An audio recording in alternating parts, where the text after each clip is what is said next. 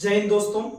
आज हम लोग उपस्थित हुए हैं अपने एक नए टॉपिक के साथ, एक नए कंटेंट के साथ। जैसा कि आप लोग ऊपर में देख रहे होंगे, कंटेंट का बादशाह। जी हाँ, कंटेंट के बादशाह के रूप में आप लोगों के बीच इस YouTube चैनल पर आप लोगों के समक्ष या आप लोगों के सामने जो हम लोग उपस्थित होते हैं, यह एक बेहतरीन कंटेंट लेकर जो कि सीधा एग्जाम पर वार करता है। तो चलिए बिना कोई देरी के हुए जो आपातकाल के बारे में जो शॉर्ट में जो क्वेश्चन पूछा जाता है, ज्यादा हम डीप में नहीं जाएंगे, लेकिन जो एग्जाम में पूछेगा आपका एग्जाम क्लियर करवा देगा।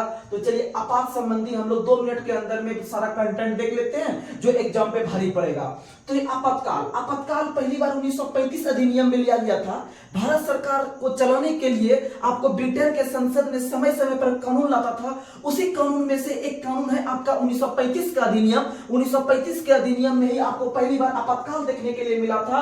और आपातकाल जो होते हैं 3 प्रकार के होते हैं, राष्ट्र आपातकाल, राष्ट्रपति शासन और वित्त आपातकाल। और ये तीनों जो है कि अलग अलग समय पर लगते हैं, अलग अलग कंडीशन में लगते हैं, अलग अलग अनुच्छेद के तहत लगते हैं और अलग अलग कंडीशन में लगते हैं और अलग अलग सिफारिश पर लगते हैं। तो आइए एक बार हम रिकॉल कर लेते हैं बहुत फास्ट।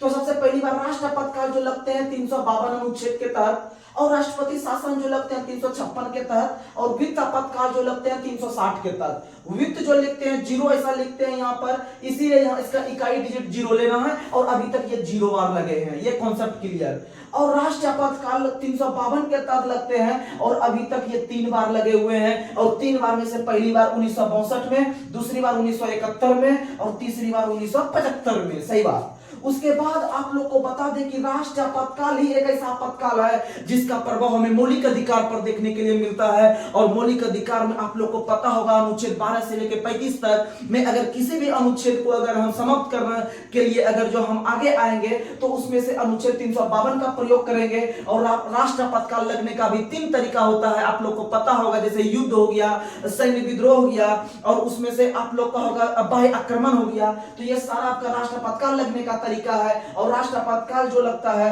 वह 3 प्रकार से लगता है। 352 के तहत लगता है, अब तक 3 बार लगा है, आप लोग देख लिए। और आपको पता है कि अगर राष्ट्र आपातकाल भारत में लगता है तो राष्ट्र आपातकाल के तहत जो है कि आपको विभिन्न प्रकार के पेंशनर पर प्रभाव पड़ता है। और राष्ट्र आपातकाल जो होता है, राष्ट्र आपातकाल जो होता है अपने आप में बहुत महत्वपूर्ण होता है। और राष्ट्र आपातकाल के तहत आप लोग को पता है कि फंडामेंटल जो आप लोग का जो फंडामेंटल जो राइट होता है इस पर अधिकार पड़ता है। लेकिन अनुच्छेद 20 और 21 को छोड़कर सभी मौलिक अधिकार जो है कि प्रभाव पड़ता है। लेकिन 20 और 21 किसी भी कंडीशन में खत्म नहीं होता है। 44वां संविधान संशोधन 1978 के तहत ऐसा प्रावधान किया गया है। और इस पता है कि मंत्रिमंडल के लिखित सिफारिश पर ही राष्ट्र आपातकाल लगती है। और याद रखिएगा यह विशेष बहुमत के तहत पारित किया जाता है तभी लगता है। और इसमें पहली बार जब लगता है तो यह सिर्फ 1 महीना के लिए लगता है और 6 महीना पर बढ़ा के इसे हम अनिश्चित समय तक बढ़ा के रख सकते हैं। तो ये सब क्वेश्चन आता है।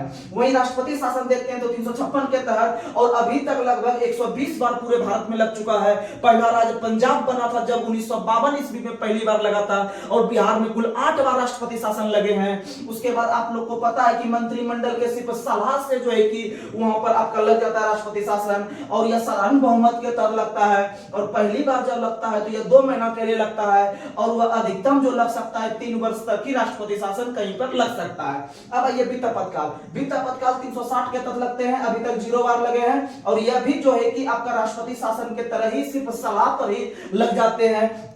और यह भी साधारण बहुमत के तहत लगते हैं। और पहली बार में जब लगता है तो सिर्फ यह 2 महीनों तक लागू रहता है। और ऐसे ऐसा अनिश्चित काल तक लग सकता है। और याद रखिएगा यह जो वित्त आपातकाल है इसका समय काल इसका कोई संविधान में स्पष्ट नहीं लिखा गया है, इसीलिए अनिश्चित काल तक रखा गया है। तो आज का कंटेंट आपको कैसा लगा? आप लोग 1 बार 2 बार देखिए, आपको पक्का माइंड में फिट बैठेगा। तब तक के लिए हम यही आपसे विदा लेते हैं। नमस्कार।